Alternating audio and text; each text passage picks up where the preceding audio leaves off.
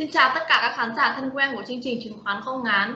Hôm nay chúng ta sẽ tìm hiểu một mã ngân hàng khá là đặc biệt bởi vì họ có những cái lĩnh vực kinh doanh khác với các ngân hàng khác, đó chính là ngân hàng VPBank. Và hôm nay chúng ta sẽ gặp gỡ anh Hoàng Việt Anh là giám đốc đầu tư của công ty chứng khoán Vichi, và hôm nay thì anh sẽ chia sẻ thêm cho chúng ta về ngân hàng VPBank, đúng không ạ? Xin chào anh. Cảm ơn Trang, xin chào quý vị khán giả. Đầu tiên tôi sẽ xin giới thiệu qua về lịch sử hình thành của ngân hàng VPBank. Trong giai đoạn đầu, ngân hàng không có tên là VPBank, nhưng mà đến năm 2010 thì sau khi ngân hàng về với thời của chủ tịch mới thì đã thay đổi rất là nhiều về chiến lược, đổi tên thành Ngân hàng Việt Nam Thịnh Vượng và mời McKinsey về tư vấn, thay đổi nhận diện định dạng thương hiệu của ngân hàng và bắt đầu một cái giai đoạn 10 năm phát triển thần tốc. Năm 2014 thì có bước ngoặt lớn của họ là họ mua lại công ty tài chính Tham Khoáng Sản, tách cái mảng tín dụng tiêu dùng ra để lập thành một công ty là công ty FE Credit.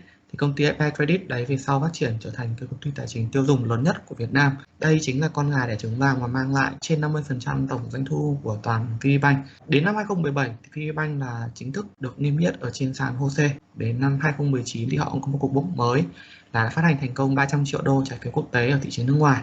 Về thành tựu tăng trưởng, chúng ta có thể thấy là năm 2016 tổng tài sản của họ chỉ là 228.000 tỷ và đến năm 2020 đã là 420.000 tỷ. Đến bán niên năm 2021 hiện tại tổng tài sản đã ở mức 450.000 tỷ, tức là tương đương với gấp đôi so với 5 năm trước.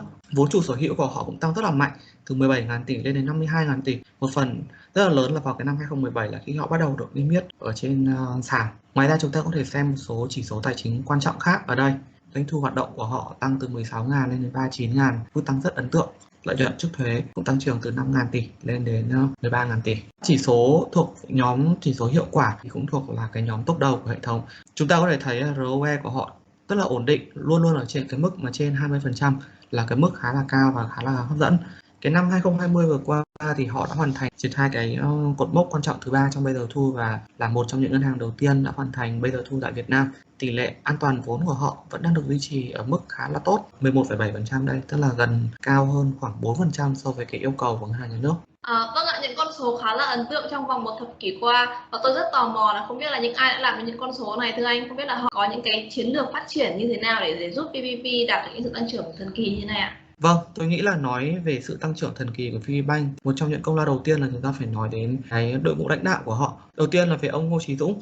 Ông Ngô Chí Dũng là chủ tịch hội đồng quản trị của VPBank. Thì trước đây ông Ngô Chí Dũng đã được học tiến sĩ ở Nga về và cũng đã kinh doanh từ những năm 90 ở Nga. Và khi về Việt Nam thì ông đầu tiên là ở trong những thành viên sáng lập của ngân hàng VIB.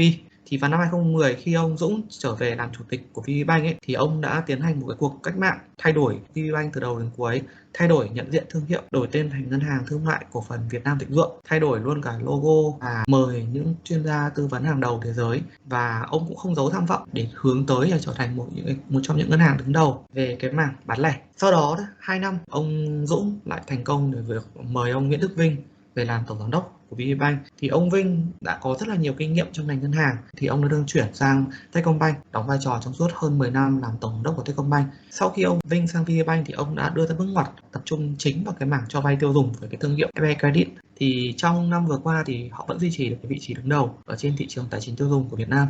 Họ có một cái mạng lưới rất là lớn, trên 17.000 nhân viên, 22.000 điểm trên cả nước. Sau 10 năm hoạt động thì họ đã phục vụ gần 14 triệu khách hàng. Ở đây tôi muốn phân tích sâu thêm một tí này để tôi được tìm hiểu khá là kỹ về những cái ngành tín dụng tiêu dùng này. Thì có một điểm nó hơi khác với cả tín dụng bình thường. Giá trị của các khoản vay đó thường là khá là nhỏ, số lượng khoản vay là nhiều. Thành ra với những cái ngành này, cái yếu tố tiên quyết của họ chính là cái yếu tố công nghệ.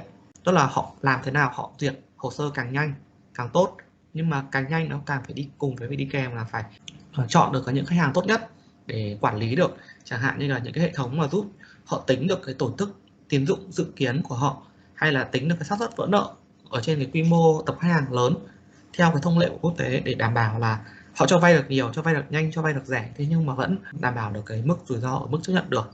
Đợt bùng phát thứ tư này thì nó ảnh hưởng khá là nặng nề.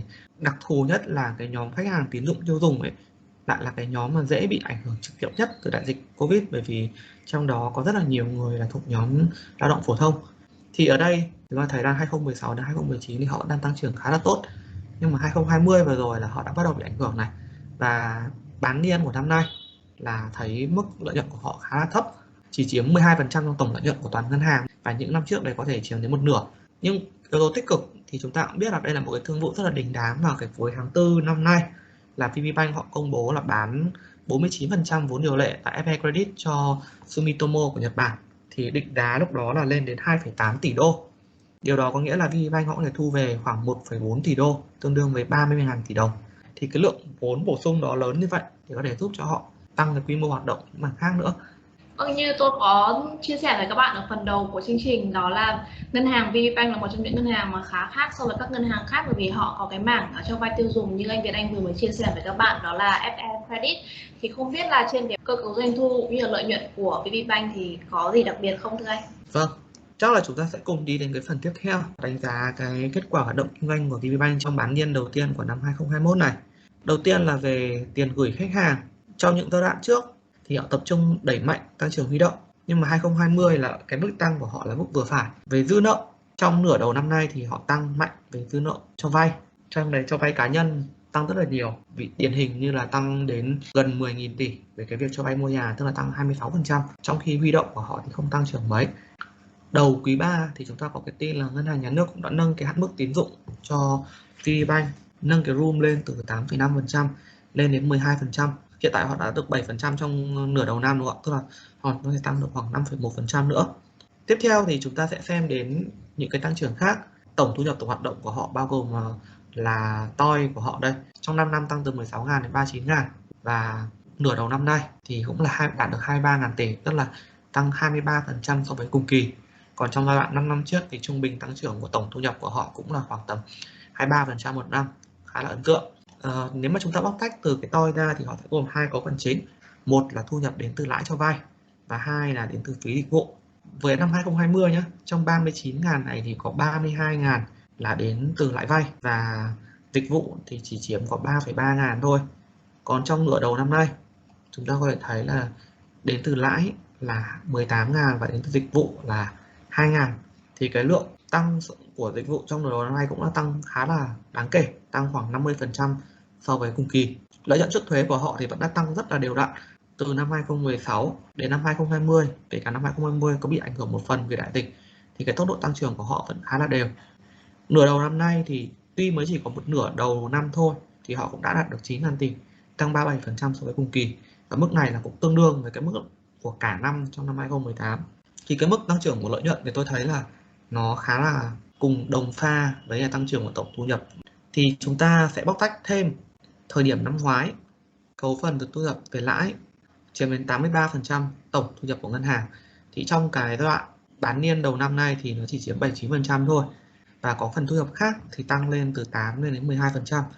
Là các ngân hàng họ đều muốn hướng tới tăng cái mảng thu nhập từ phí và thu nhập từ những mảng khác lên, thì như thế thì họ sẽ bớt cái rủi ro tín dụng đi, tức là đa dạng hóa cái mảng hoạt động kinh doanh của ngân hàng. Như chúng ta đã biết là trong vài năm gần đây thì có rất là nhiều ngân hàng ghi nhận được cái khoản phí thu rất là lớn từ hợp đồng bancassurance.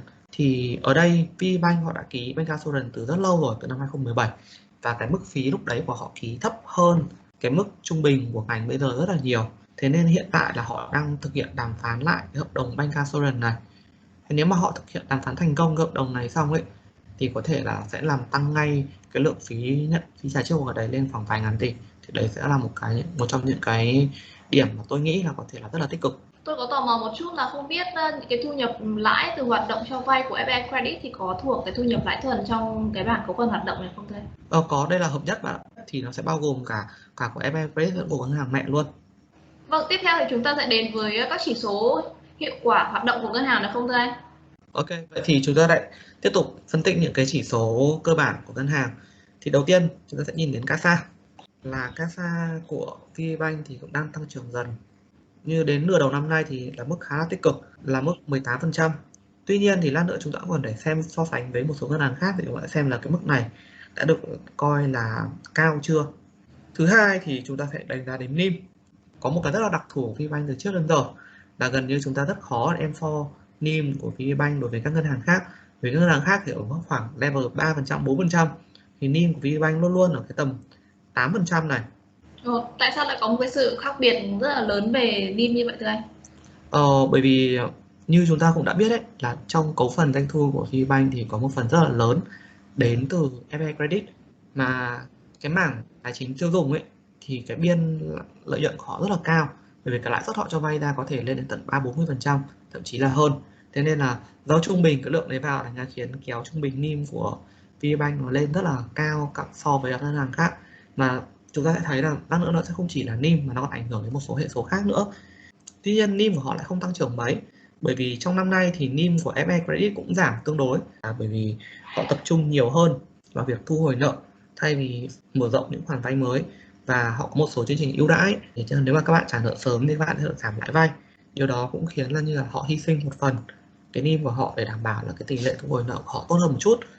Tiếp theo thì chúng ta sẽ đến với cái kiểm soát chi phí, thì là chi phí dự phòng của họ mức cũng đều đặn trong khoảng 4-5 năm qua rồi, trước đây khoảng tầm 30%. Một điểm sáng khác thì là về tỷ lệ chi phí, thì chúng ta có thể thấy là tỷ lệ chi phí hoạt động của họ đã giảm rất là nhanh và đang ở một trong những cái mức mà gọi là khá là hiệu quả so với toàn ngành. Về mặt chất lượng tài sản, ngoài cái việc chúng ta tính tỷ lệ nợ xấu theo nhóm 3 đến 5, tức là nợ xấu theo đúng quy định ấy, thì tôi cũng muốn nhìn thêm cả cái lượng tỷ lệ nợ trong nhóm từ nhóm 2 cho đến nhóm 5. VPBank đang ở mức khoảng tầm 3,5%, tức là cũng là một mức khá là cao. Thì trong cái giai đoạn vừa qua là FE họ đã rất là mạnh tay, họ thực hiện xóa nợ xấu. Trung bình là mấy quý vừa rồi là họ xóa trung bình khoảng từ 4,2 cho đến 4,5% nợ xấu trong giai đoạn qua. Và do cái tỷ lệ nợ xấu của họ khá là cao này, thành ra là cái tỷ lệ dự phòng ở trên nợ xấu của họ ở đây, dự phòng trên nợ từ nhóm 3 đến nhóm 5 thì cũng chỉ chiếm khoảng tầm 50% thôi. Còn nếu mà chúng ta tính thêm cả nhóm 2 vào thì cái mức tỷ lệ dự phòng bây giờ còn ở mức thấp hơn, tức là chỉ khoảng tầm 20% thôi. Vâng, nếu như mà các bạn còn nhớ trong video trước khi mà chúng ta phân tích mã ngân hàng ACB thì cái tỷ lệ dự phòng nợ xấu của họ khá là cao, tôi nhớ đâu đó khoảng 150%, nhưng mà của VPB thì khá là thấp, thì không biết là lý do như thế nào và so sánh với trung bình ngành thì như thế nào thưa anh? Vâng, thì chúng ta sẽ cùng so sánh với ngành. Nếu mà đem so sánh hẳn VPBank với ACB thì tôi nghĩ là do mô hình kinh doanh của mỗi bên nó cũng sẽ có những sự khác biệt nhất định, nên nó so sánh trực tiếp thế thì hơi khó. Đặc biệt nữa là ở đây chúng ta có thể thấy gần 50% của họ là đến từ cái mảng tín dụng tiêu dùng, thành ra là cái tỷ lệ NIM với là tỷ lệ nợ xấu của họ sẽ ở cái mức rất là khác với các bên khác. Bây giờ chúng ta sẽ cùng đánh giá nhé. Về mặt tăng trưởng mà nói là so với ngành ấy thì tăng trưởng lợi nhuận sau thuế của VPBank vẫn đang ở cái mức khá, không phải là quá đột biến nhưng mà vẫn ở mức đều đặn. Về NIM thì chúng ta đã thấy rồi ấy, là NIM của họ rất cao, họ cao hơn rất nhiều so với trung bình ngành luôn. Tức là cái nhóm thứ hai mà có NIM ở sau họ ấy là nhóm ACB, Techcombank, MB này, thì cả ba ngân hàng này đều có được NIM cao bởi vì họ có một cái tỷ lệ CASA rất cao khiến cho chi phí vốn của họ rẻ. Còn VPBank thì họ có NIM cao là bởi vì họ đến từ cái việc mà họ có tỷ trọng cho vay tiêu dùng cao, và cho vay tiêu dùng thì được cái biên lợi nhuận cao. Đi kèm với cái NIM đấy thì cũng phải nhìn cái lượng tỷ lệ nợ, thì cái mức này của VPBank lại sẽ cao hơn một chút, thì do nó là cái đặc thù của cái mảng cho vay tiêu dùng bị ảnh hưởng khá là nhiều. Còn như vậy tôi có nói là về tỷ lệ CASA mà nói ấy, thì chúng ta có thể nhìn thấy là tuy VPBank là một ngân hàng tập trung vào bán lẻ nhiều, nhưng mà so với một số ngân hàng khác mà làm mạnh về bán lẻ thì cái tỷ lệ CASA của họ nó vẫn còn chưa phải là cái mức quá là ấn tượng, như kiểu ACB, Techcombank, MB ở cái mức ấn tượng hơn khá nhiều. Họ ở mức 18% thì cũng chỉ ở mức trung bình so với ngành thôi. Tôi để VPBank với HD Bank cạnh nhau bởi vì thực ra là hai ngân hàng có một số điểm cũng tương đồng. HD Bank thì họ có HD Saigon là cũng là một công ty tài chính ở trong top 3 công ty tài chính lớn nhất trên thị trường. Tuy nhiên thì HD Saigon vẫn còn về quy mô thì vẫn thua so với quy mô của FE Credit. Về tỷ lệ dự phòng trên nợ hiện tại của họ đang hơi cần phải trích lập thêm tương đối, bởi vì chúng ta thấy là những ngân hàng mà họ thận trọng ấy thì họ có thể đã trích lập đến trên 100%. Đây nhóm ACB, MB, Techcombank, Vietcombank họ trích lập trên 100%, tức là kể cả có những cái trường hợp xấu nhất xảy ra nó vẫn là nằm ở trong cái kịch bản mà họ có thể xử lý được, nó không ảnh hưởng quá nhiều. Vâng, xin cảm ơn những chia sẻ của anh Việt Anh. Nếu mà nhìn vào tỷ lệ nợ cũng như là tỷ lệ dự phòng nợ xấu thì tôi cảm giác như nhà banh này có một chút gì đó hơi bị rủi ro so với các ngân hàng khác. Thế thì không biết là nếu mà cái thương vụ bán FE Credit thành công trong cuối năm nay thì triển vọng phát triển của ngân hàng VPBank sẽ như thế nào thưa anh? Thì tôi nghĩ là cái câu hỏi là về định hướng tiếp theo của VPBank trong tương lai thì nó cũng sẽ là một câu hỏi khá là mở. Tôi thì tôi đang duy trì cái mức trung lập ở đây. Có những cái quan ngại nhưng mà nó cũng sẽ có những cái điểm mà yếu tố tích cực ở đây, đúng không ạ? Cái quan ngại của chúng ta là có thể là tình hình Covid sẽ ảnh hưởng xấu hơn đến ngân hàng, và rõ ràng là với cái tỷ lệ trích lập hiện tại của họ thì họ sẽ phải tăng cái mức độ trích lập của họ lên, nó sẽ ảnh hưởng một phần đến lợi nhuận của họ trong những cái quý tiếp theo. Tuy nhiên thì chúng ta phải nhìn thêm vào những yếu tố tích cực nữa. Thì những yếu tố tích cực của họ là gì? Là họ đã bán thành công FE Credit, thì cái lượng tiền mang lại từ cái thương vụ đấy nó sẽ bổ sung rất là nhiều cho cái vốn của ngân hàng và cái tiềm năng phát triển tiếp theo của ngân hàng. Đấy là điểm tích cực thứ nhất. Điểm tích cực thứ hai là lợi nhuận của họ vẫn đang rất tốt. Cái cuối cùng là họ còn có vấn đề là họ có thể có tiềm năng đàm phán lại được cái deal bancassurance để cũng làm tăng cái lợi nhuận của họ trong giai đoạn cuối năm. Và hiện tại thì ngân hàng nhà nước cũng có cái thông tư để hỗ trợ cho giờ giãn nợ kéo dài trong 3 năm, là vẫn có nhiều tiềm năng cho họ phát triển tiếp. Vâng, thưa các bạn, đó là những ý kiến đánh giá của anh Việt Anh về mã cổ phiếu VPB. Không biết là các bạn có đánh giá như thế nào về cái sự tăng trưởng của cổ phiếu này trong tương lai? Các bạn hãy để lại comment để chúng tôi cùng được biết nhé. Xin cảm ơn các bạn đã theo dõi chương trình và xin hẹn gặp lại các bạn trong những số tiếp theo của Chứng khoán Không Ngắn để cùng nghe những chuyên gia của Pachi phân tích những mã cổ phiếu trong rổ cổ phiếu VN30 nhé các bạn. Hẹn gặp lại các bạn.